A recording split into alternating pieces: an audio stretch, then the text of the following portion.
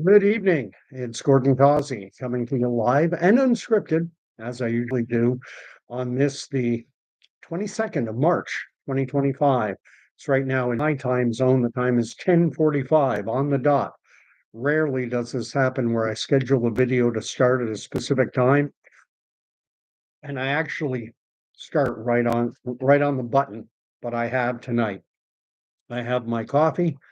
I hope you're ready for an engaging video talking about the political landscape in Canada, specifically about Mark Carney and the Liberal Party, and what is going to be needed for those Canadians, such as myself, who are not thrilled with the prospect of a Carney by Canada being led by a Carney. Carney is sometimes a word used to describe people who work in traveling carnivals, midways, those types of things. The individuals working in that industry are quite often called carnies. They're the guys who have those games of chance that you play, throw the ball into the milk jug or whatever, and it's nigh and impossible to do. Some people think they're con artists. Uh, they're there to give you the idea that, things are going to be rosy. Just hand over your money and you'll win great prizes. I often think they pay people at those carnivals. We all see them in the summertime. They come around towns and cities and little outposts and, you know, uh, get you to pony up your 5, your 10, your 15, $20 in hope of winning some big stuffed animal that they probably bought for two. But at any rate, before I start my videos, Candy the Wonder Dog, who is jumping all over me, always gets a treat. If you're new to my station, this is the way they roll. So, and she'll drive me nuts. So shake a paw, lay down, speak. Good girl. Come on up, get your treat. Now go, leave me be, give me some peace. And she will. She'll down on her treat. Let me change the chat from top chat to live chat. I never like to miss any messages. There are people watching. If you want to chime in, say hi, tell me what you're thinking. Uh, are you all in on Mark Carney? Are you like me, worried about the prospect of him actually winning a mandate? Right now, he is acting in the role of prime minister and has been for coming up on 2 weeks, but he hasn't actually been elected by Canadians. He was selected, coronated by about 151,000 Liberal Party members. Liberal Party allowed individuals as young as 14 to hold memberships, and you don't even have to be a Canadian citizen to be a member of the Liberal Party.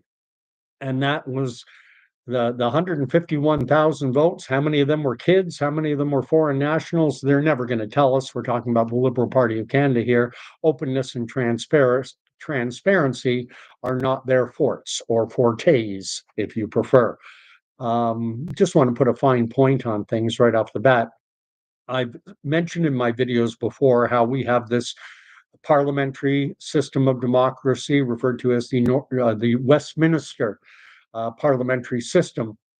And what that means is that Canadians do not vote directly for the Prime Minister of Canada. When I go to the polls, and we now know the date, it's going to be April 28th. That's all but 100% confirmed. It's basically 99.9 now. We're just waiting for the final dot on the I, the final cross on the T, and then it'll be announced tomorrow. It is April 28th, and Canadians will be going to the polls. So when I go to my voting station, find out what poll number I'm in, I give my name, show my ID or my voter card, whatever the case. They'll hand me a ballot, and the name Pierre Poilievre will not be on my ballot, nor will the name Mark Carney, Jagmeet Singh, or any of the other federal party leaders. My choice will be to vote for a conservative candidate, a liberal candidate, an NDP candidate, Green, PPC. The party leaders are not on the ballot. With that being said, I think I am on fairly safe ground in saying that the vast majority of Canadians, when they vote on April 28th, the vast majority will, the primary motivating factors in who they want to be Prime Minister of Canada. So if you do want Mark Carney to be Prime Minister of Canada, then whoever is running as the Liberal candidate in your riding, that is the name you will put an X next to the little circle next to that name, the Liberal Party candidate name. If you want if you want Pierre Poilievre to be the Prime Minister of Canada, well, you can't vote for him directly, but then you will put an X beside the name of the Conservative candidate. That's the way our democracy works. In the United States, conversely, you vote directly. You decide whether in the most recent election, did you want Joe Biden or did you want Donald Trump? And you got to choose between those two names. In this election, and it's pretty much a binary choice. Yeah, we have more political parties than the United States does in terms of the parties that actually operate in our legislature. But at the end of the day, it's either going to be Pierre Poilievre's Conservatives ruling Canada as the ruling party in Parliament, or it's going to be Mark Carney's Liberals. The NDP will win some seats. I have no doubt the Bloc Québécois in Quebec, they will win some seats. The Green will probably win 1, 2, 3 seats as well. But the only two men who have a true chance at occupying the office of Prime Minister of Canada are Mark Carney and Pierre Poilievre. And a lot of Canadians are not happy with the prospect of it being Mark Carney. But not everyone pays hyper close attention to the political scene. There are lots of things going on in our lives, trying to pay the bills after 10 years of Liberal rule is difficult because of carbon taxation, because of this goal. The Liberal Party has endorsed fully this idea that Canada somehow needs to get to net zero carbon emissions. And so Canadians have seen their standard of living going down, down, down over the past 10 years. When Justin Trudeau came into power back all the way back in 2015, in terms of per capita GDP, the amount of money that Canadians earn, we were pretty much on a par with the United States, even taking into account the fact that we have a lower value dollar. Now, Canadians on average earn about 60% of what Americans earn. Canada as a whole, we are on par with the great state of Mississippi, which is hardly the wealthiest state in the union, to use American terms. Benny Wirtz has chimed in and he's dropping an F-bomb, which I'll leave alone, but he's saying for Carney, he's saying FO and go back to Davos. Carnage Carney. He's getting a lot of names. And I'm here to tell you right now that because a lot of Canadians who will be voting in the election, but aren't paying too close attention to the political landscape, don't really know what's going on. They just watch the nightly news and they get their marching orders from CBC, CTV Global, and CBC, CTV Global are giving glowing coverage to Mark Carney. If he goes for a skate with the Edmonton Oilers, something that's not even newsworthy, there's so many things happening in the world, and you're running a national news show and you want to tell Canadians what's happening both in Canada and around the world. We got the war between Israel and Hezbollah and Hamas, Lebanon and Gaza. That's heating up big time again. You might not know that because the news doesn't have time to delve into all the stories. And yet they have time to inform Canadians that Mark Carney strapped on a pair of Goldie skates and went clumsily around whatever the arena is, I think it's called it used to be called Northland Coliseum, but I don't know what they call their arena anymore in Edmonton. When, shooting wide, wide left of the net. Big surprise that he was, missed the net. What a surprise. I did see one. They did show a clip where he actually put the puck on the net, dead center, weak little shot, barely off the ice, but they're going to be glowing. He gets glowing coverage. He on the taxpayer dime as an unelected prime minister, just appointed. by 151,000 odd Liberal Party members, gets vaulted into the position of Prime Minister of Canada, and almost immediately he hops on a wide body government jet, flies over to France and then to England, sits down with heads of state, like-minded guys like Starmer and Macron, and gets positive coverage. What did they accomplish? Nothing accomplished in a tangible sense, but they did provide some very glowing coverage for Mark Carney. Got to show him in a very prime ministerial fashion operating in as Prime Minister of Canada, even though Canadians haven't had a chance to weigh in on who we want to be the Prime Minister. Just had this guy thrown on us, and the media is all there to say, look at how prime ministerial Mark Carney looks. And it's rather disgusting what's happening in this country, what's happened to our democracy. And I'm here to provide a few talking points, because the way we're going to win this election is the media is not going to be our friends. That the CBC, the CTVs, the Global, these media outlets are not going to be our friends. The Toronto Star, the Globe and Mail, they're not going to help us. It's got to be a ground game, and the battlefield is genuinely it's Ontario, in particular what they call the 905 region, which is the area around Toronto, around Hamilton, around Ottawa. There are a lot of seats in suburban Canada. The urban seats have tons, but we don't have that many large urban centers, and the Liberals will do well in the large urban centers. The battleground, I'm here to say, this is opinion, but I'm sure it's a widely shared opinion. The battleground is going to be in suburbia. If you live in Toronto, I'm talking about Ajax, Pickering, Whitby, Oshawa, Stouffville, Oakville, Burlington, the Stony Creek, the areas around the major urban centers. If you're in Ottawa, Ottawa will be a Liberal bastion, but there are outlying areas, Renfrew. I don't know the geography around Ottawa that well, but the suburban areas around Ottawa, that's where the Conservatives have to do well. And likewise in other big cities as well, Vancouver, Edmonton. There's a reason he went to skate around Edmonton. Of course, Mark Carney did spend some time growing up in Edmonton. And so he does have a connection to that city, but Edmonton is also a government town, and it tends to be Liberal friendly. The one spot in the province of Alberta where the Liberals do better than you would expect in Alberta, that's the city of Edmonton. I have a few people chiming in. Let me read what's being written. Eat Me, who is from Montreal, Montrealais, or Montrealais. I gotta get the gender right. Montrealais is the feminine form of Montrealer in French. She's writing that Chandra Ira was booted out from the Liberal Party and lost his riding. Guess who is going to run in Chandra's former riding?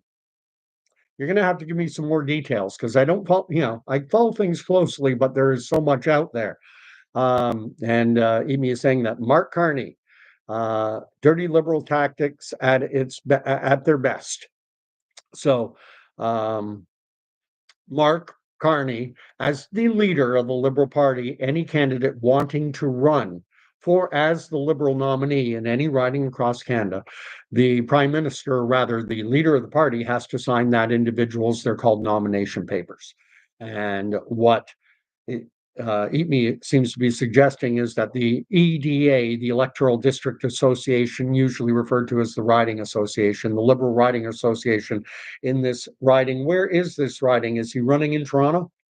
That would have always been my guess, saying that Chandra Ira was chosen by Liberal Party members in a specific riding, but now Mark Carney has come in and said, guess what? I'm the candidate for this riding.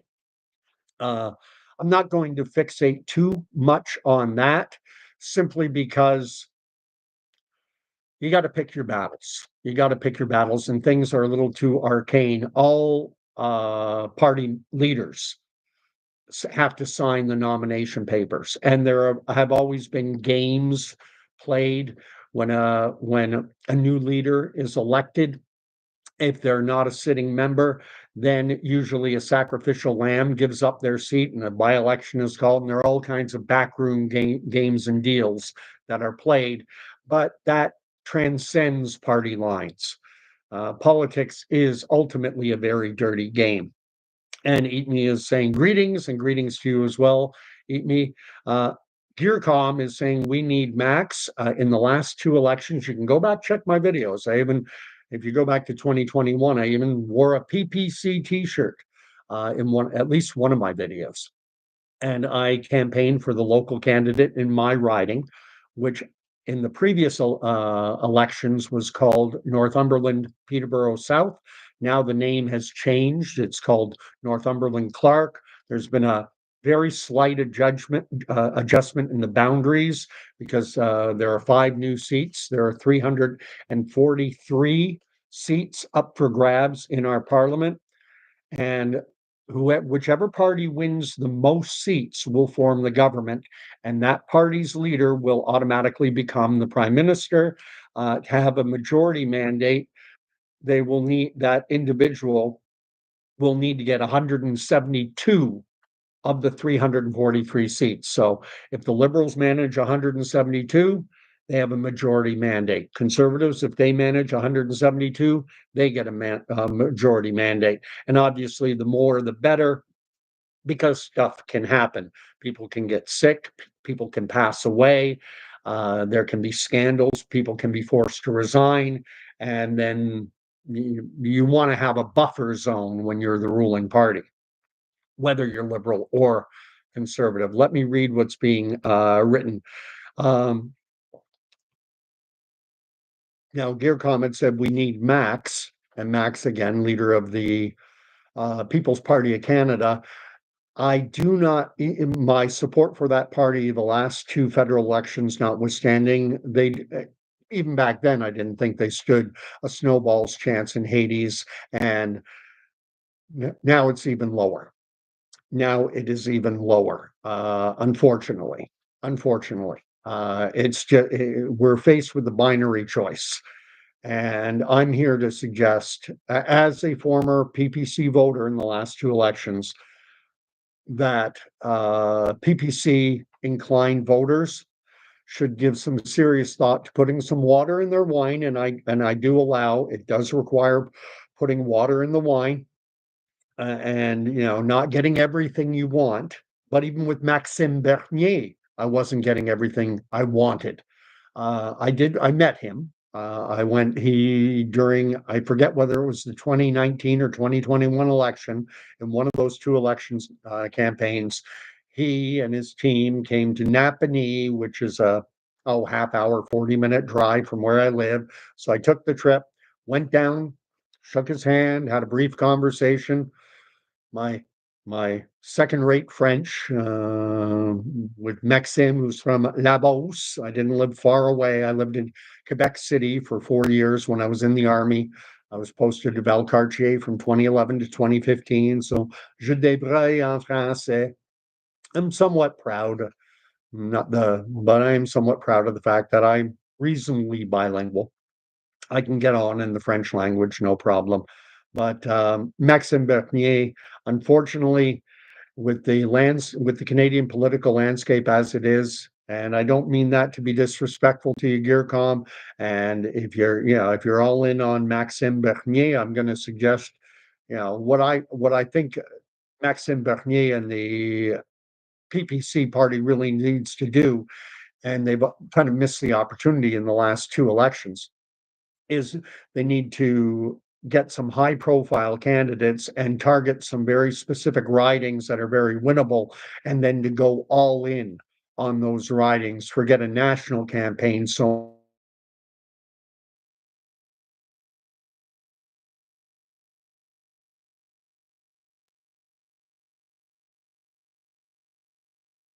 okay, I'm back live, and I am not getting the message about buffering, about lagging, about an unstable connection.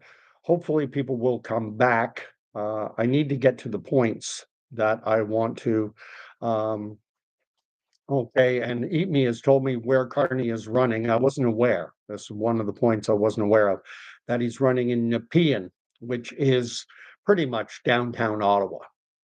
Nepean is a suburb of Ottawa, but it's might as well be part of Ottawa. It's basically like Scarborough for Torontonians, or Etobicoke.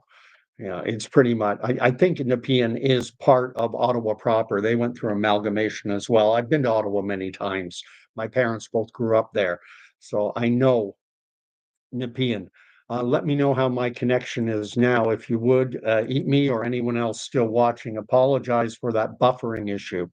It happens. I live Northumberland County. Anyone who knows the area, this is about an hour east of Oshawa on as you drive down the 401, and middle of apple orchards, not the most robust internet connections. Even when you buy the big package, your internet connectivity isn't what you get in the major urban centers.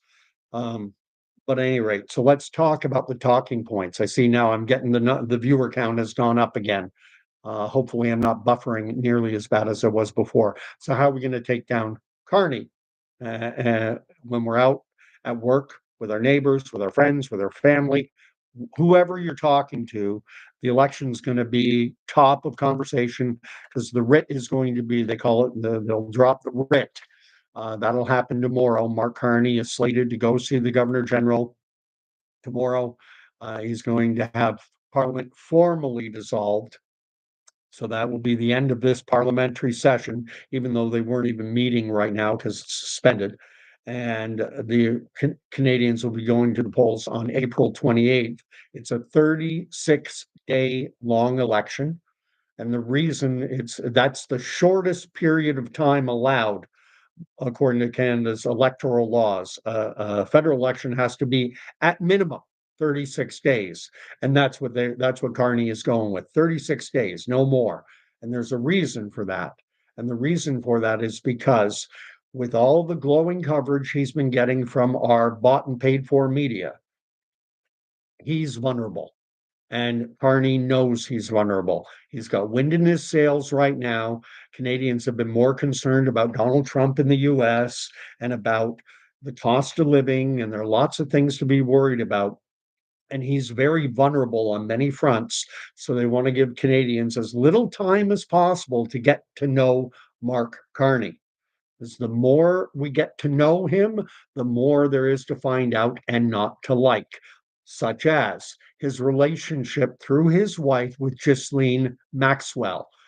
Ghislaine Maxwell is the girlfriend, paramour of the late Jeffrey Epstein and his little pedophilic island that he had. Uh, and Mark Carney is in photos with his wife and Ghislaine Maxwell, chummy, chummy, happy, happy, as recently as 2013, even after Jeffrey Epstein's crimes had become known. Even before his crimes became, or even after, rather, after Epstein's crimes became known, Mark Carney was still willing to go chummy chummy around with this woman at big public events in England, where he was governor of the Bank of England. And is this, is this someone we want leading our country? That will give some people pause. And the pictures are out there.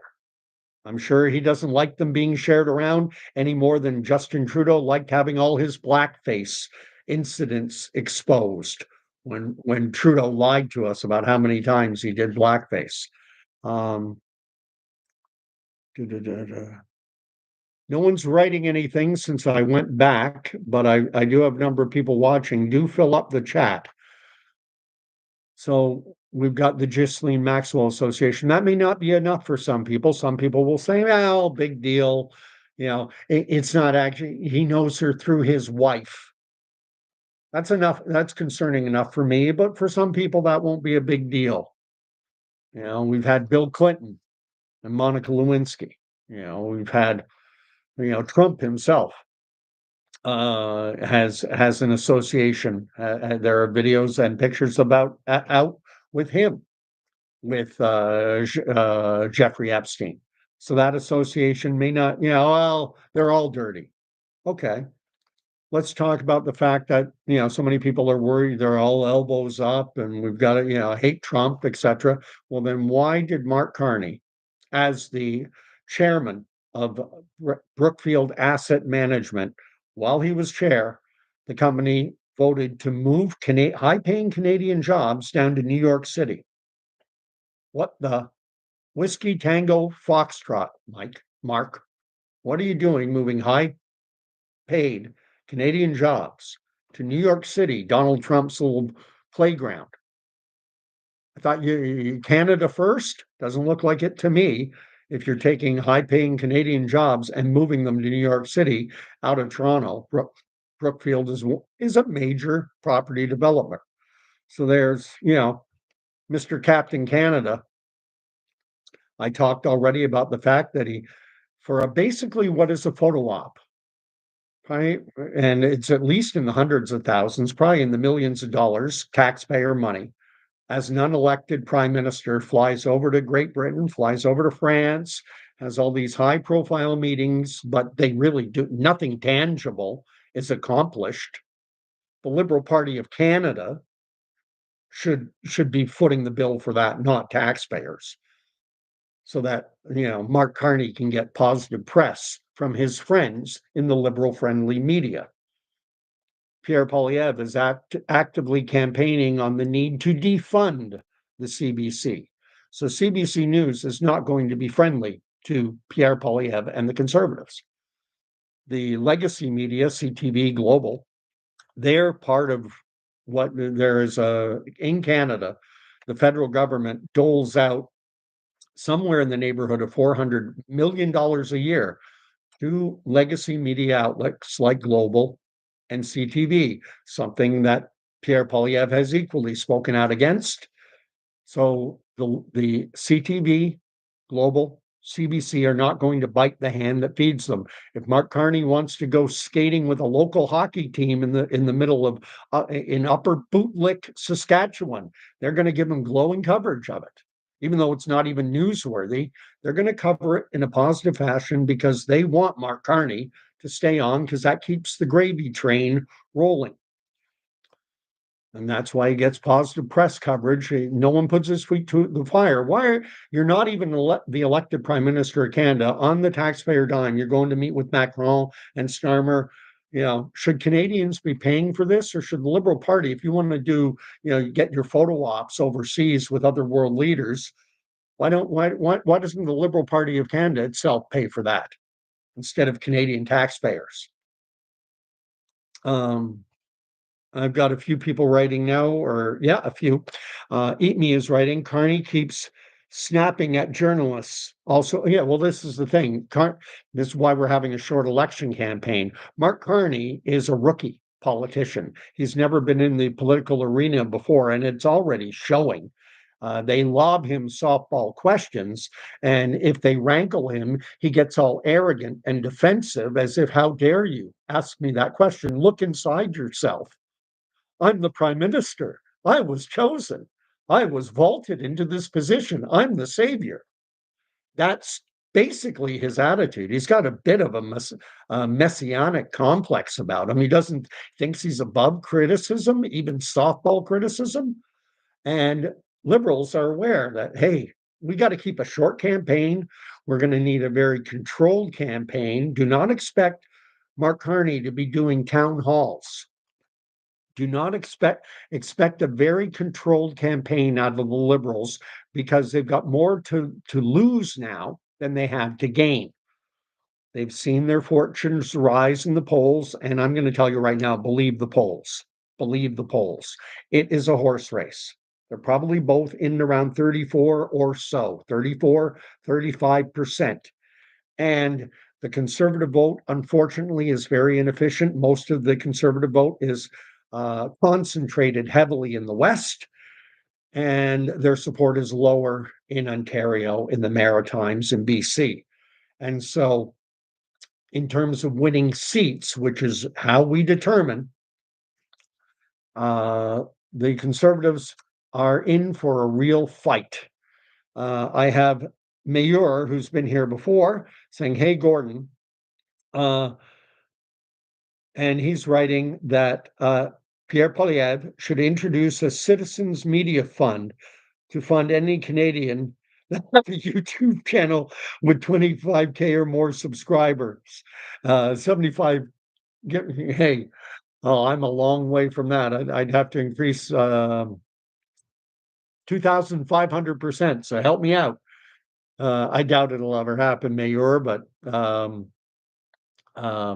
that's an idea.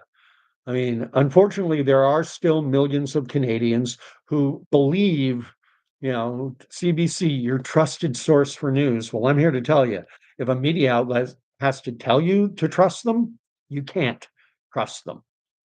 If they say, news with integrity, anyone who tells you they have integrity doesn't. These are self-evident things. If the news can be trusted, that is self-evident. It's not self-evident with CBC because they got caught lying, and they have been caught lying so many times, especially during the COVID era, especially on things like the climate debate, where they only present one side. They don't go and talk to eminently qualified experts who hold contrary opinions.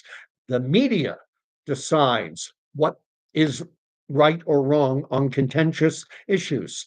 The origin of the COVID virus, the SARS-CoV-2 virus. Where did it originate from us? The media, your trusted source from news, said it jumped from a bat to a human in a wet market in Wuhan, China, and that anyone suggesting otherwise was spreading unfounded and false conspiracy theories. And yet now we know, well, our trusted source for news was wrong.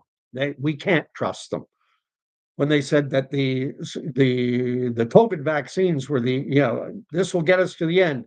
This will stop infection and transmission. You won't get infected, and you can't pass the infection on to someone else because that's why we call vaccines immunizations. To be immunized against something means you don't get it, and if you don't get it, you can't pass it on. And did you trust CBC News on that? Did the CBC News cover the parliamentary committee hearings where Anthony Housefeather, who was a parliamentary secretary during Trudeau's time as prime minister, admitted to Canadians that the reason our parliamentarians are not allowed to see the contracts that our own government signed with the Pfizer's, Moderna's, AstraZeneca's, Canadians and our parliamentarians, no one's allowed to see the contracts. Why not? Because according to Anthony Housefeather, parliamentary secretary to the Liberal Trudeau Liberals, he said because the pharmaceutical companies were being asked to provide a vaccine without doing the proper testing that they would normally do. They were being asked to rush. That's what Anthony Housefeather said.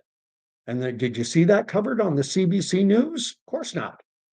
No, if you want to find that out, you have to go to ourcommons.ca and you have to seek out the documentation, and you can find it word for word what Anthony Housefeather said about that. If you go to my videos, and it was probably back 2021, 2022, would have been 2022. I did a video with a link to it. It's in the video section of I have live, I have shorts, and I have videos, and it's in the video tab. And if you want to look at it and find that link to the ourcommons.ca where they have transcripts of the committee hearings, you can read directly Anthony Housefeather's own words about why Canadians and even our parliamentarians are not allowed to look at the contracts. The only way they can view the contract is if they sign what is called a non-disclosure agreement, basically puts a gag order on them. They're not allowed, they can read the contract and then they can never divulge what they see. So if they see things that make their head explode and go, oh my God, this is criminal, well, they're not allowed to talk about it. And that's what we've been enduring for the past 10 plus years. And we could be looking at a prospect of another 4 years with this style of governance under Mark Carney, because Mark Carney has been acting as an advisor, top economic advisor to Justin Trudeau since 2020 for the last 5 years. So if you want to know why things are so bad economically in Canada, Look no further than Mark Carney, the top economic advisor. It's not the fault, really, of Justin Trudeau, a failed, crappy drama teacher and blackface wearer, and a guy who doesn't think about the economy. No, he's got advisors to help him on that stuff. Mark Carney. Uh, Mark Carney wants to weaken the Canadian resource sector. He's actively said we need to get to net zero. Let them build pipelines in other countries. Let other countries exploit their natural resources. Let's leave Canada's enormous natural resource wealth in the ground and let's rely on other countries. Let's let them develop dirty energy rather than a cleaner alternative that could come from Canada and bolster our economy. No, we don't want that. We don't want wealth and prosperity in Canada. We want to be net zero. You will own nothing and be happy. He is on the board at the World Economic Forum, which promotes this whole idea of you will own nothing and be happy. We need, the biggest existential threat facing the world today is climate change. And anything and everything has to be on the table. And Canada, who's a 90-pound weakling at the beach, we're supposed to go and beat the crap out of a 1,000-pound behemoth that is climate change. Meanwhile, China gets to burn coal to generate electricity in their country, and we're supposed to freeze in the dark. Uh, let's read what's being said. Gearcom is saying that Carney is the puppeteer and had his whole arm up Fluffy, of course, being Trudeau, to answer. Someone asks later, who's Fluffy? Fluffy is Trudeau. Sock boy, Mr. Selfie, that's Justin Trudeau.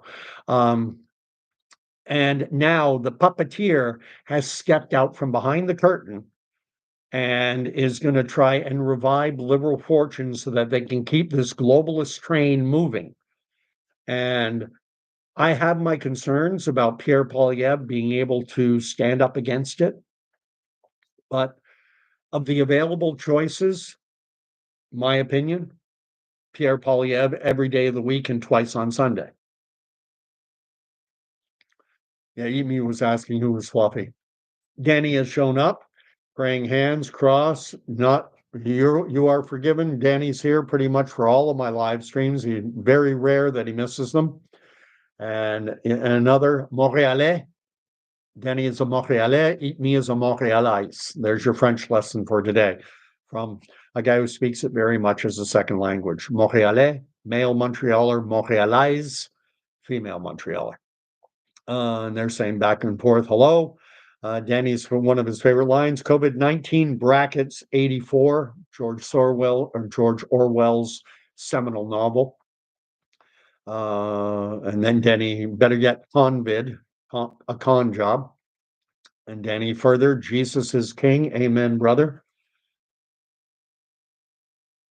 In the word again today. I'm in this book every day. We watched season 3, episodes 7 and 8 tonight. We finished season 3 and are about probably tomorrow night. We'll embark on season 4 of The Chosen.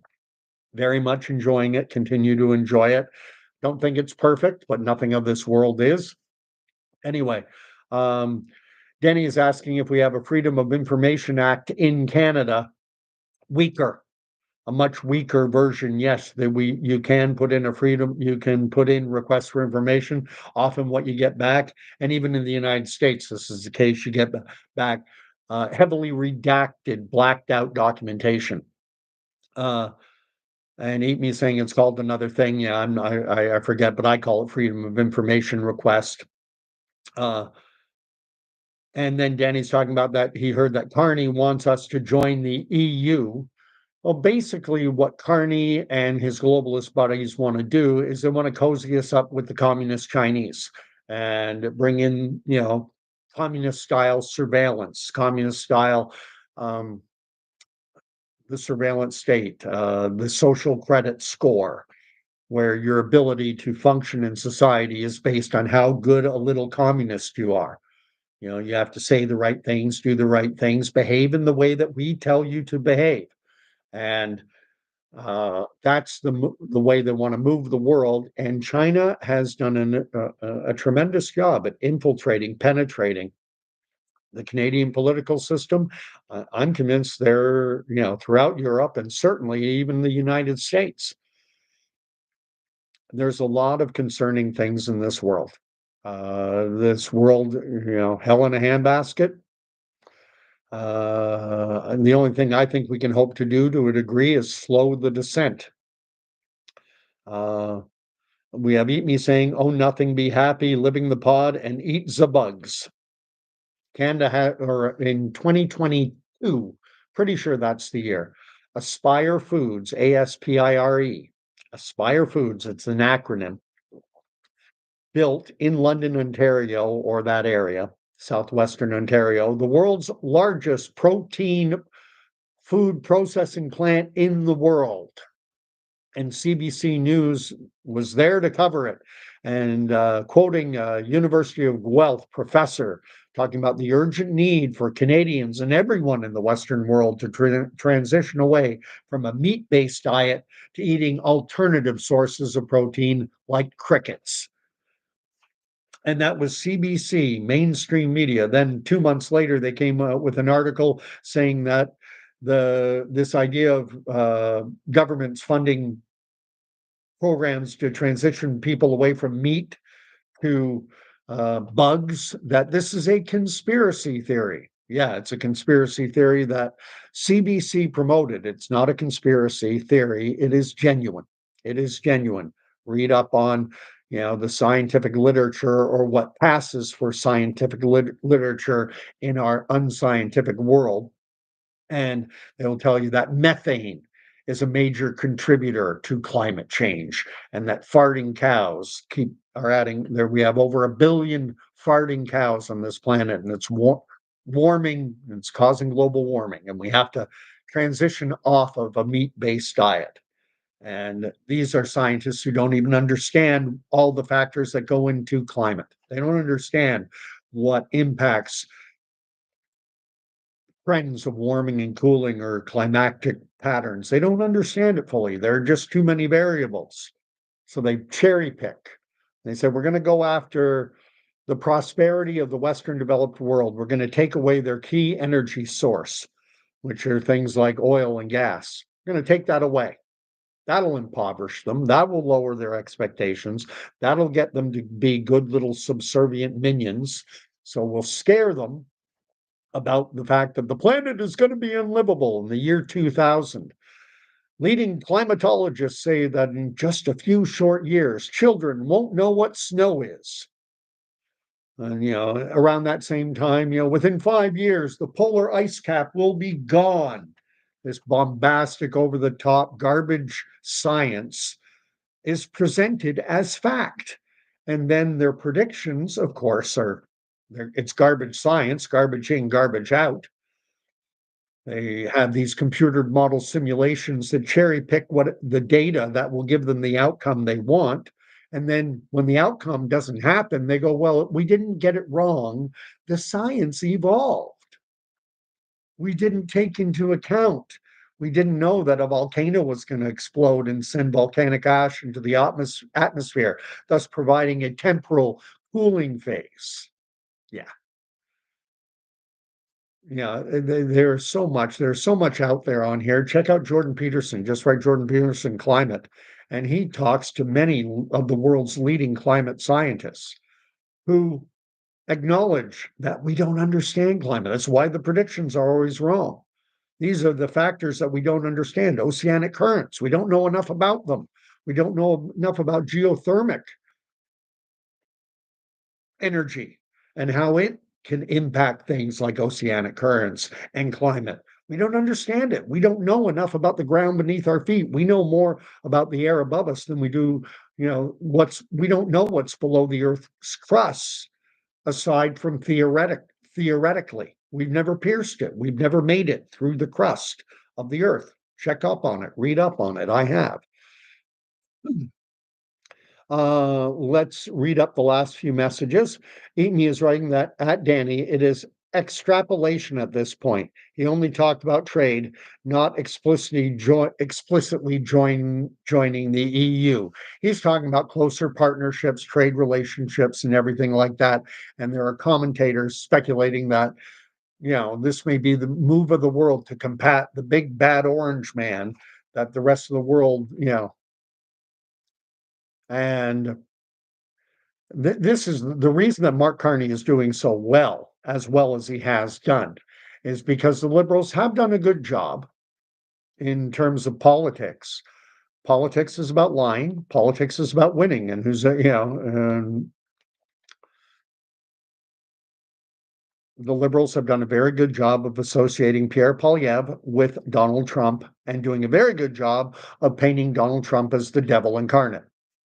So our media has done a great job vilifying Donald Trump, and then and then all the Liberal Party has to do is associate Donald Trump with Pierre Poilievre, and Canadians go, "Ah!" A lot of Canadians. So I talked about weakening Canada's resource sector. Carney wants to make it harder and harder. It's already nigh and impossible to get. We can't even get our oil to market. There were proposed pipelines, Energy East, which would have taken, great Canadian crude from Alberta out to refining plants in New Brunswick. Nope, not going to allow it. Let them build pipelines in the Middle East. Let them build them in China. Let them build them all around the world, but not in Canada. And then there was the Northern Gateway, which was going to take liquefied natural gas, because there are countries like Korea, Japan are screaming, "Sell us your liquefied natural gas." It's so much, it's so much cleaner. The development of it is so much cleaner than other jurisdictions in the world that don't have your standards. Sell it to us.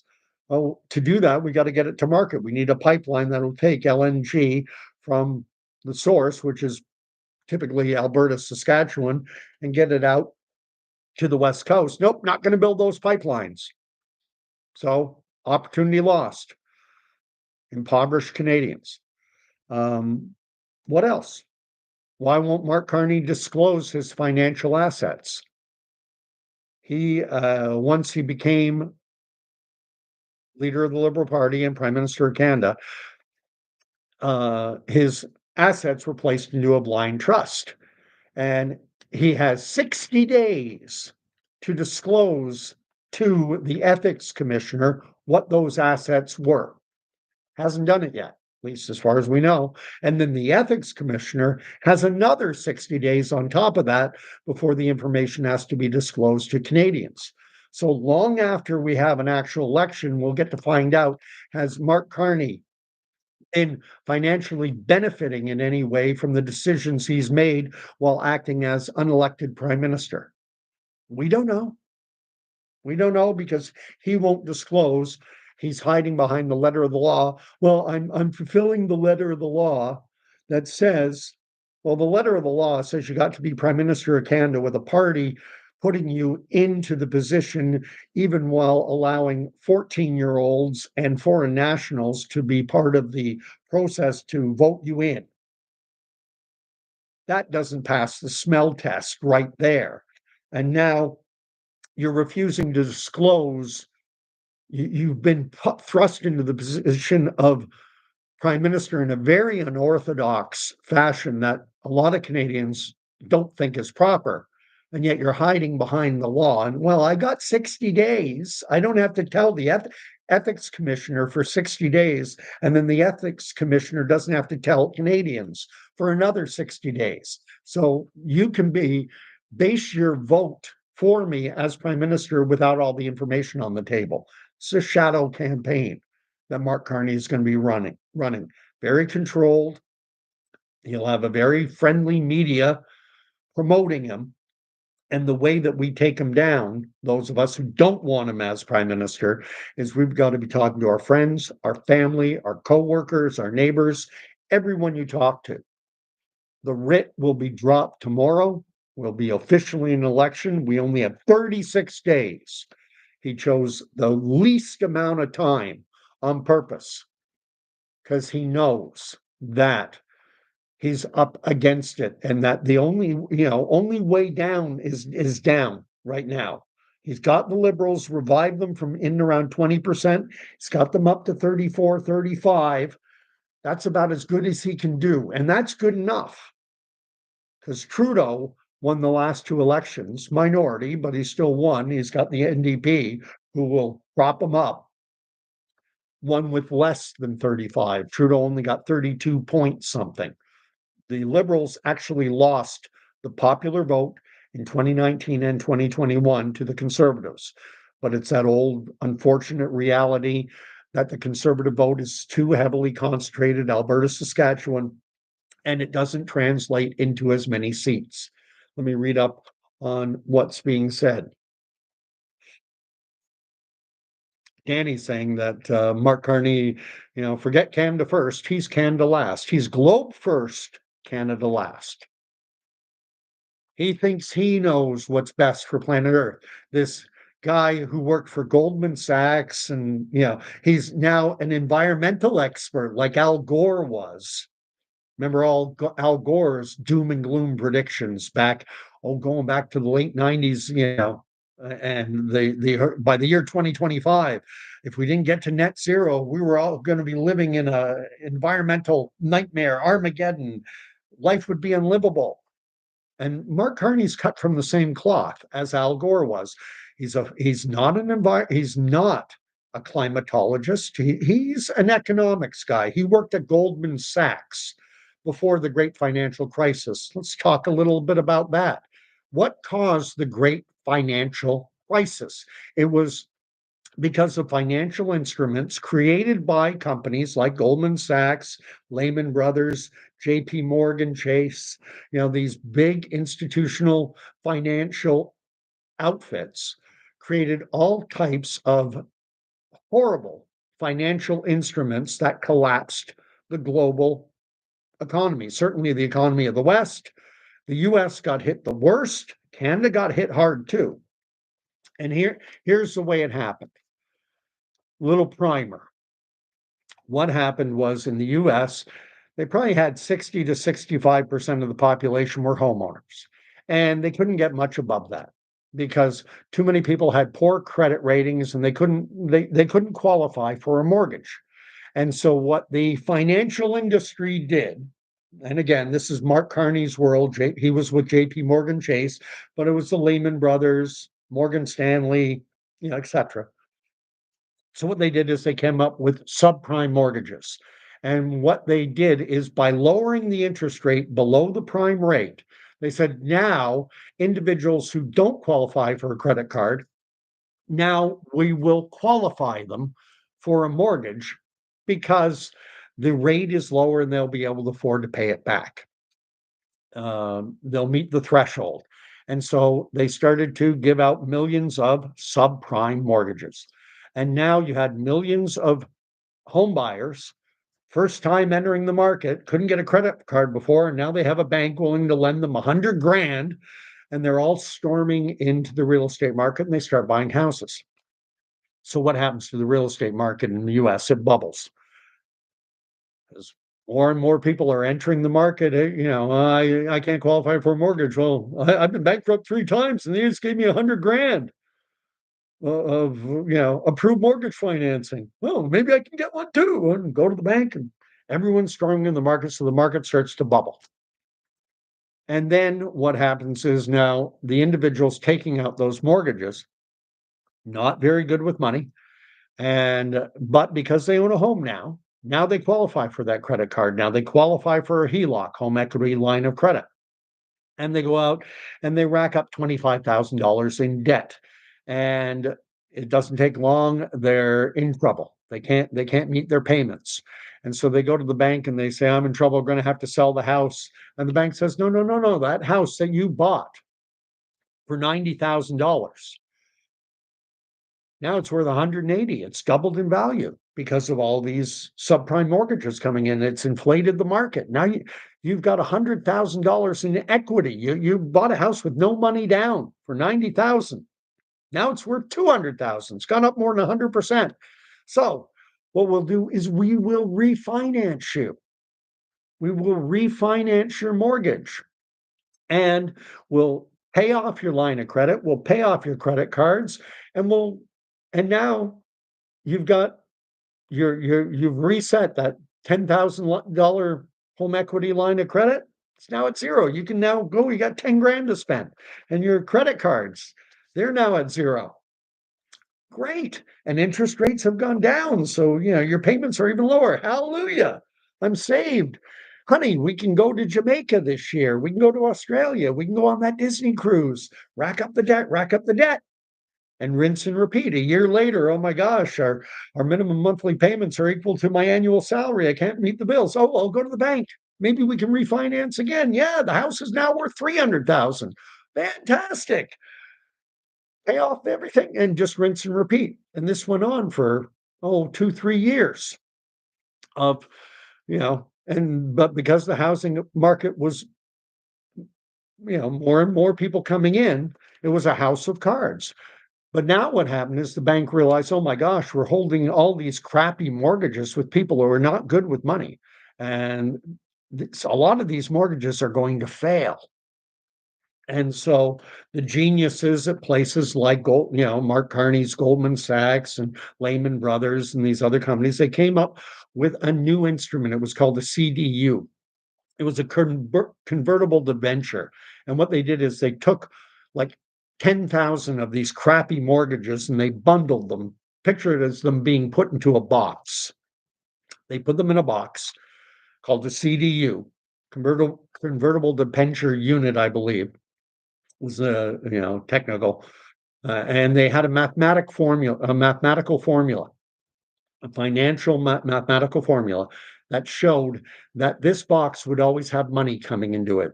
The question was, now we have 10,000 mortgages in this box. Will 100 of them fail? Yeah, probably. 1,000? Yeah, good chance. Could half of them fail? Yeah, that's a reasonable supposition. Yeah, 5,000 of the 10,000 could fail. Well, do you think they all could fail? Well, we can prove that's impossible. They are never all going to fail. That means there will always be some money coming into this box. And by using a complicated financial mathematical equation, they were able to say, oh, well, that makes these a AAA investment vehicle. Now we can sell them. We can sell these CDUs. We can sell them to pension funds because pension funds are typically precluded. They are investing people's retirement money. You're not allowed to invest in anything if you're managing a pension fund. You're not allowed to invest in anything high risk. But now, according to Goldman Sachs, according to the rating agencies, according to Lehman Brothers, this is a AAA investment vehicle. Fantastic. I got tons of money that's sitting here earning basic interest. Give me. And they started buying them up. And then the holders of these CDUs, these crappy, whether it be pension funds or the banks themselves, they said, well, we need to insure these. These are a financial asset. And because they're financial asset rated AAA, now the insurance companies come in and they start to underwrite investments. It was like building a multi-layered house, a multi-leveled house on quicksand. And the first layer built, the first level of this house, was the subprime mortgages themselves. But the quicksand held. The house didn't start sinking yet. Then they bundled them into these CDUs and started selling them to pension funds. And now the house started to sink a bit. Then they insured them, they were being insured by companies like Swiss Reinsurance, insurance and reinsurance firms. And it was like building 3 and then 4 stories. And what happened? Around 2007, 2008, the whole structure began to collapse into the quicksand. And this was thanks to these instruments. That's the world Mark Carney comes from. Goldman Sachs, Lehman Brothers, JP Morgan Chase, etc., and the rest. They basically tanked the global financial markets and money just vanished. There was a liquidity crisis in the world. There wasn't enough money going around. And then the Mark Carneys of the world, he transitioned from this industry that created the great financial crisis. Then he moved into central banking and they came up with quantitative easing. Well, what is that? What is quantitative easing? Anyway, well, what governments would do is they would issue bonds, and then the central banks would crank out some money, get the printing press going, we'll buy them, and inject capital into the monetary system. And that was the easing was normally that printing of bonds would be restricted. Well, we're going to ease the regulations on issuing of these government bonds and allowing central banks to buy them. And the quantitative part is that's the amount of money going out. That will allow us to flood the market with money. Like taking a picture of a loaf of bread. A loaf of bread is $1, or now it's more like if you're buying a cheap loaf of bread, it's more like 2. And you get slices that big, and let's say you get 15 slices. Well, slice them half the size, and now you can get 30 slices. Still the same amount of bread. That's what they started to do. They just started to take the loaf of bread and cut the slices thinner and thinner and thinner. This is the Mark Carney model. And when they introduced quantitative easing into the UK, talk to people in the UK and talk to them about inflation, what it costs to fill up a car with petrol, about costs of groceries at the grocery store. They got hammered by insane levels of inflation. And this is Mark Carney. And this is who Canadians don't know enough about. All they're being told is, well, he's not Donald Trump. Oh, that's good. He's not Donald Trump. And I watched a liberal ad, and Pierre Poilievre a couple times used the same words as Donald Trump. Donald Trump, everything Donald Trump says is not, he called legacy media lying, fake news, and we found out that's true. The mainstream legacy media does lie regularly. And in Canada, when it's basically CBC News is like the old TASS media service of the old Soviet Union. That's basically what we have for media in this country. Let's read and then finish off. Danny's watched The Chosen. He's finished season 1. Gets really good season 2, 3, and starting tomorrow I'll be on 4, but 2 and 3 were really good. Season 3, they tend to end the seasons with a big event, something big to entice you to, tune in for the next season. And at the end of season 3, that's the scene where you see Jesus walking out on the water, and they film it in very dramatic fashion, incredibly dramatic. More dramatic than what the gospel accounts provide, but poetic license, making compelling viewing. I don't think they're disrespecting the Bible in any way, shape, or form. They're just, taking what is written and, trying to flesh something out on the screen that will make for compelling viewing. Eat Me writes, didn't know Samaritans were at odds with Jews back then. Oh, yes. Samaritans were second-class Jews. Samaria is the northern part of the Jewish kingdom, and that had been overrun by the Assyrians back in around 700-ish BC.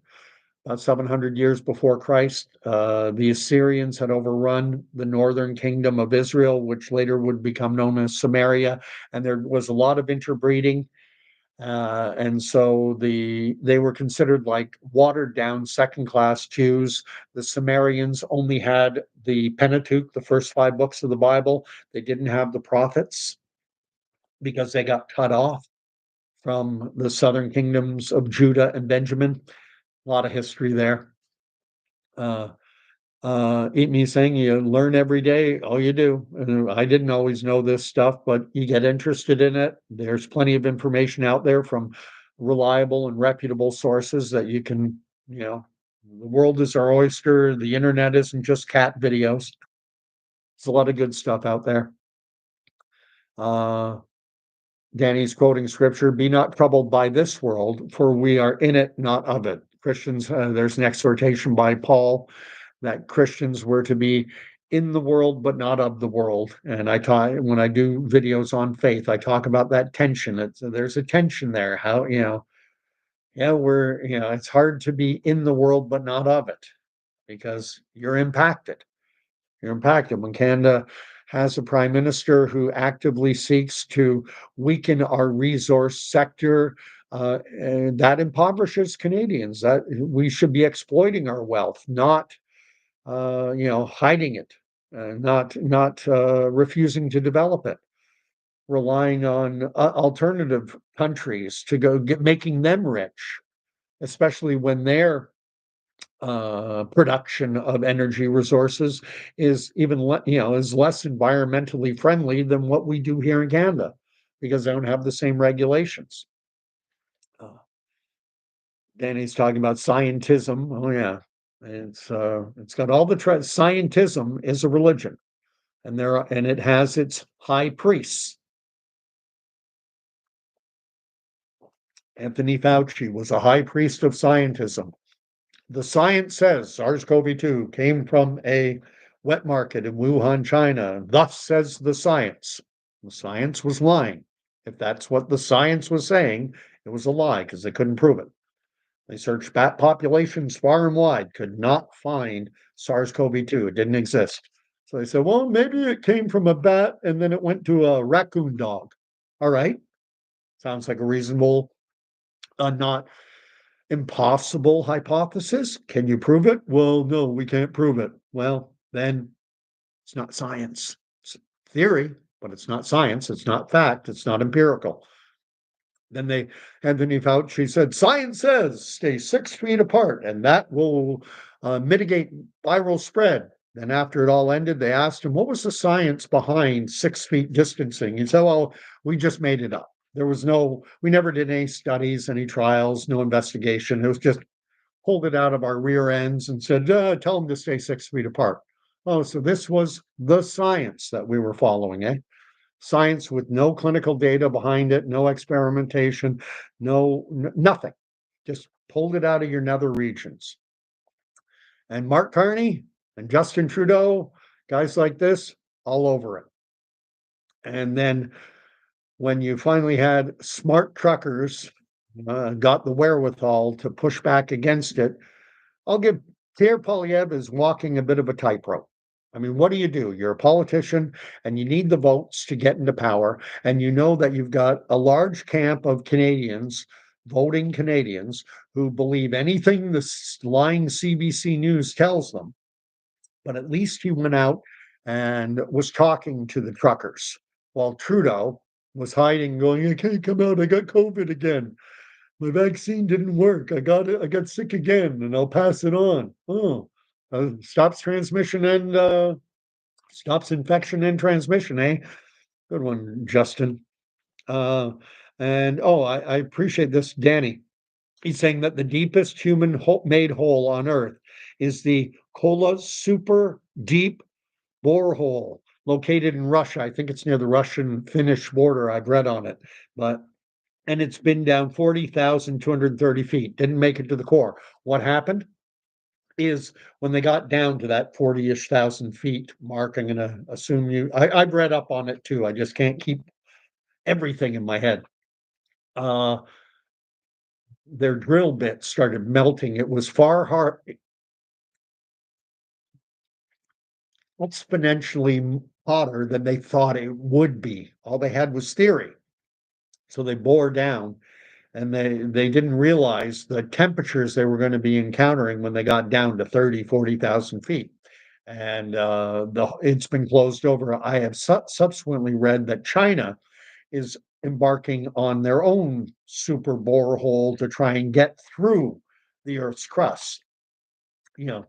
I know many people doubt the moon landing, whatever the case, but we do send satellites into the air, and they go up tens of thousands of feet, 40,000, 50,000, 60,000 feet. We got this James Webb telescope That's probably 100,000 and traveling through space. We've gone further up in the sky than we have below the, beyond below our own feet. We haven't been through the crust. We don't understand, but we have scientists who like the spotlight. They're flawed human beings, just like everyone else. They like to be, the I am the, Jesus said, I am the way, the truth, and the life. Well, there are scientists who want to say, I am the truth. Anthony Fauci, I am the science. The scientists, a lot of them, too often, arrogant and ignorant at the same time, love being making their pronouncements without the knowledge to back it up, without the evidence. Stay 6 feet apart from one another. That's scientifically proven to mitigate viral spread. Then later he's forced to admit, where are the studies? Where's the empirical evidence? Where's the data? Well, we don't have any. Where'd you get that from, Anthony? Pulled out of my rear end. He didn't say that last part. He didn't say he pulled it out of his rear end. It was a theory, and there's nothing wrong with theories, but when you present a theory, you have to present it as a theory, as not a proven fact. And our media asks none of the hard questions. They don't ask, where's the data? Where's the evidence? Oh, it came from a bat jumping to a human in a wet market? Okay. Not. What they should have been saying is, what hard evidence do you have to prove that? Well, we don't have any. Okay, so what you're presenting is a theory. What about the individuals like Dr. Luc Montagnier, a Nobel Prize winning virologist, the guy who got a Nobel Prize for isolating the virus that causes AIDS? What about what he says? He's studied the virus and he thinks it was created in a lab because of the genetic makeup of it. He said this kind of development can't occur naturally. What evidence do you have to contradict what Dr. Luc Montagnier or what Dr. James Redfield, the director of the CDC, another trained virologist, here are two eminently qualified, world-renowned virologists saying it came from a lab? Why are you contradicting them? Why can't consumers of the news be presented with both ideas? Why are you controlling the narrative? Very important question to ask. And this is what, that was a much bigger deal than this little Canadian election we're having. But the media is not going to be hitting Mark Carney with the hard questions because they want him elected. They want him elected. I'm just going to read up the last few messages and then I'm going to tap out and wish everyone a good night and exhort you to, have these conversations as often as possible. Online is good, but in person is better. If you're in Montreal, like Danny and Eat Me, in person is great. If you're in Alberta, well, I'm going to suggest that getting online is going to help. If you've got just a few hundred social media friends and followers, good enough. Spread the word. Mark Carney is not to be trusted. Mark Carney came from the financial industry that brought us the great financial crisis of 2007, 2008. Then he moved into working for the central banks, Bank Canada, Bank of England, that brought us the inflation we've been experiencing for the last 10 years. And he's cozy, he's going out with Ghislaine Maxwell. And he's traveling the world as an unelected prime minister for photo opportunities on the taxpayer dime. No, I don't want Mark Carney to be prime minister. Yeah, I know Pierre Poilievre ain't perfect, but I'll take him over Carney every day of the week and twice on Sunday. One of my favorite little lines. You probably heard me say it a few times. Eat Me thinks the housing bubble is coming soon. I have Danny writing, if you buy Texas toast, sliced bread, you get nice thick slices until Mark Carney gets a hold of it, and then he starts slicing them thinner and thinner. And you think, I thought I had Texas toast. No, you have Mark Carney Texas toast so thin you can see through it. And Eat Me saying everything's bigger in Texas. Brett Skinner from Wyoming is saying, no, don't worry about it. If you show up late in between, all is good. Brett saying, and Brett's not watching live. He's playing catch up. Well, do it at double speed. I sound really super intelligent when you have me go at double speed. I watch myself sometimes at double speed just to hear what mistakes I made. Sometimes I malapropisms and, I mean to say 2022 and I say 2002. I make little mistakes like that and I want to check. And I play myself at double speed and then I'll flip it back to normal speed and I go, it sounds so much smarter when I'm talking at 100 miles an hour. Let's see. Evening, Brett. Eat Me's writing Fauci went all bend down and film the Kraken on the American people when it came to scientism. Yeah, those are Ben Dune and Phil McCracken. What do you call two Scottish homosexuals? All satellites are attached, huge weather balloons. It's findable on YouTube. I don't discount anything labeled a conspiracy theory. Nothing. I don't discount it, but some I investigate more than others. And the whole flat Earth thing and this everything being said now about the space station and all that, I don't discount any of it on. It doesn't bring enough interest to me. Maybe it should, but I'm getting unstable again. All right. Oh no, just unstable for a little bit. Weather balloons. And then he is writing, handling should be for slandering their species. I don't know what that means. Brett likes Upper Bootlick, Saskatchewan. I have a number of pat lines every day of the week and twice on Sunday. Upper Bootlick, Saskatchewan, whenever I want to refer to a middle of nowhere place. And a lot of these I've borrowed. Upper Bootlick, I've heard that used a number of times, and I just borrow. Nothing new under the sun, Ecclesiastes. Upper Bootlick, Lower Bootlick. And then I don't know what pangolins is, what you guys are referring to. Eat Me and Danny are going back and forth about something called pangolins or pangolins, and I don't know anything about it. But whatever the case, it's now an hour and 20-minute long video that really got messed up by lagging, and I apologize for that. Pangolin was blamed for the COVID outbreak. That was the animal reservoir, pangolin.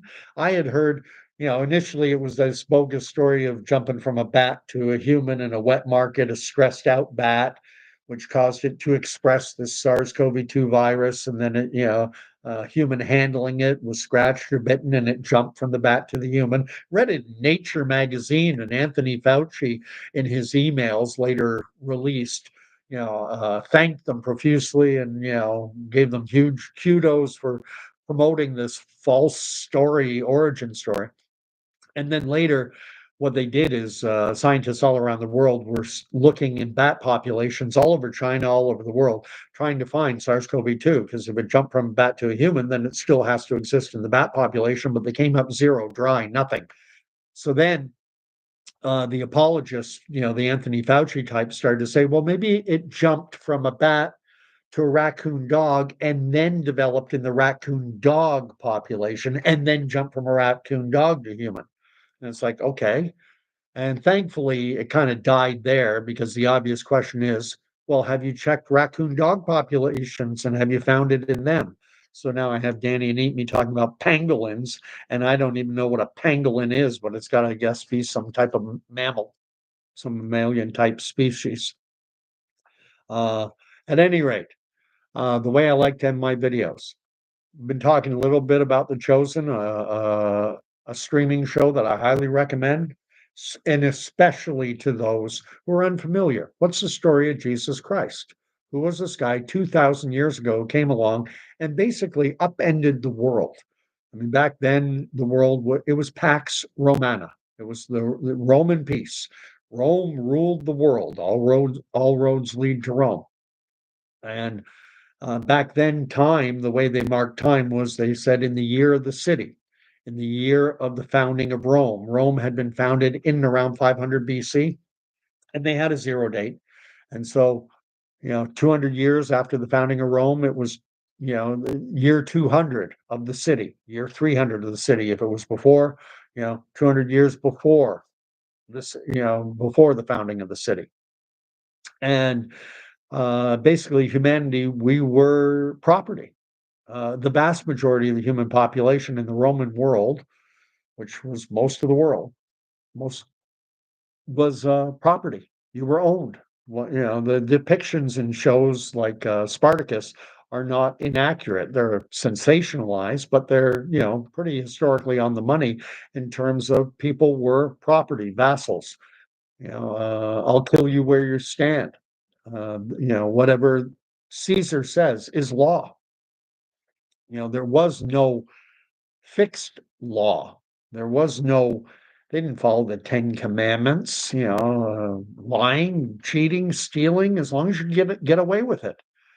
And then this itinerant Jewish rabbi came along in this backwater Roman province of Roman occupied Judah, comes along and he overturned the entire world.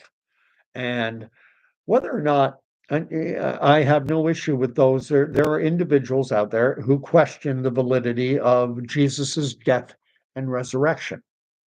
And I get that because it's a tough pill to swallow in terms of, as a thinking, rational individual, who else in human history has ever died, been buried, and then risen from the dead after 3 days? It sounds fantastical. Well, it would take something fantastic to completely upend and change the world. That is why now we don't date time from the founding of the city of Rome. Now we date time based on Jesus's incarnation, based on Jesus's coming into the world. Interestingly, we don't know exactly what year Jesus was born. We don't have an exact date, and our calendar actually doesn't have a zero. You go from 1 BC to 1 AD. There's no 0 year. And it's estimated that, Jesus was born sometime a few years before or a few years after what would be the 0, even though it doesn't exist. So like maybe 2 BC to 2 AD, somewhere in that window, Jesus was born. But there really didn't, until he was about 30 years of age, not much known about him. It's only when he became this itinerant teacher, rabbi, traveling around Judea, that things started to change. The world started to change. And most historical accounts, most historians will the validity of the resurrection, or rather the validity of the crucifixion. Was Jesus crucified? And I'll leave it there. I mean, it's a very weighty subject, and I don't mind talking about it, but at the same time, I don't really have the requisite education. There are all kinds of guys out there debating this, Wes Huff, and others, and all kinds of theological sources you can go to on both sides, both skeptical and believers. But there are a lot of people now looking at the way the world is going, and they're starting to recognize that the good ship of state in the Western world, be it Canada, US, Western Europe, the good ship of state, it's like we've lost anchor. It's like we're drifting now. And what was that anchor secured to? Well, that anchor was secured to a Judeo-Christian ethic, which is to be found within the pages of this book, the Holy Bible, the Old and New Testaments. And we've kind of pulled that anchor up, and now we're foundering on the waves. And a lot of people now are curious. And our society, it doesn't have the grounding anymore. People don't go to church. Religion, Christianity is mocked openly in our media. And it's good that there is a streaming show out there dealing with the material in a respectful, and I will say for the most part, it does reflect what the gospel stories say about the life of Jesus. But Dallas Jenkins, who's the creator of The Chosen, likes to fill in the backstory. Who was Simon Peter before he met Jesus? Well, we don't know. This is the gospel of Jesus Christ, not the gospel of Simon Peter. So we don't know Simon Peter's backstory. But you can make some reasonable assumptions based on Peter as he's presented in the Gospels. We know that Peter was very bold. We know that he was not averse to violence and pulling out his sword. We knew that he was quite often the first to talk and the first to act. Okay, so if that's what his character is like, what type of person would that be? And we know he's a fisherman. We got fishermen in Canada. We got Newfoundlanders. What are Newfies like? They like to fight. Sailors have been known to be fighters and coarse language and gamblers and things like that. So Dallas Jenkins and the other creators of The Chosen, the writers, they try and fill in those gaps. Are they right? Maybe they are, maybe they aren't. But in terms of when they get to the meat of what happens in the Bible, when you hear the story of the feeding of the 4,000, that's right out of the Bible. When you see Jesus walking out on the water, that's recorded in the Bible. So anyway, I'll leave it there. Let's see what the last few messages are. Amy saying armadillos are called Texas speed bumps over there. Wow. And that armadillos are so cool. They appear at dusk to forage for insects. Everyone here probably knows I'm an avid reader. There's a great book called A Prayer for Owen Meany. Yeah, it was made into a movie called Simon Birch. And there's a great little bit in there about an armadillo. If you ever want to read, I think it's John Irving is the writer of A Prayer for Owen Meany. And I've read, he wrote The World According to Garp. He wrote The Hotel New Hampshire. He wrote Cider House Rules. John Irving wrote some amazing books. I don't know if he's still alive or not. And A Prayer for Owen Meany is an amazing book.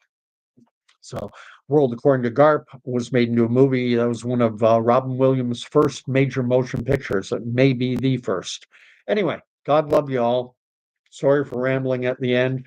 Let me read the blessings from the end, the blessing, singular, from the end of the Book of Numbers. I always say it wrong. It's in Numbers, the end of chapter 6. This is what happens, this is why I listen back and see what mistakes did I make? Where can I get better? And it starts in chapter 24, again, there we go. Chapter 6, verse 24, Book of Numbers, Aaron speaking to the Israelites. And he said these words, the Lord bless and keep you. The Lord make his face to shine upon you and be gracious to you. The Lord lift up his countenance upon you and give you peace. It's the way I like to end my videos because I know it's a crazy world and we can all use some peace. And the peace you're going to find is by getting into relationship with Jesus Christ, who changed this world. Still not perfect, and it never will be, because we're broken, fallen creatures. Even at our best, we are broken and fallen. But we do best when we walk as closely as we can with the king of this world, not the prince. We live in a beastly world, and Satan is the prince of the world. But a king, Jesus is the King of Kings, the name above every name. And this temporal life that we live is just that. It is temporal, temporary. There's eternity yet to come. And meditate on that. Mull on it. Pray on it if you have a mind. Consciousness does not end. All these memories, people get Alzheimer's. Their memories are stored. Okay. This earthly vessel that we're in is going to wither, rot, and decay, or wither, decay, and rot. But consciousness doesn't end. We've learned so much about energy, thought waves, electrical impulses in the brain. It's not over. So God bless, and we'll all talk to you again. Thank you all for watching. Thank you for all the thumbs up. If you made it all the way to an hour and 30 plus and you're not subscribed, I invite you to. And in terms of Mark Carney, talk, talk, talk. That's the best thing you can do. Online and in person. In person is better, but talk. Put out all the negatives, because the media is not going to be our friends for the next 36 days. It's a very short period of time, but it's long enough. Trash them at every opportunity you get and realize, hey, 1 in 4 people, they're not going to listen. Fair enough. Don't worry about that 1 in 4. Worry about there are a couple people out there out of every 10 you'll meet who can be swayed. And I'll be talking more about this in the days and weeks ahead. So talk to you soon. God bless all. Good night.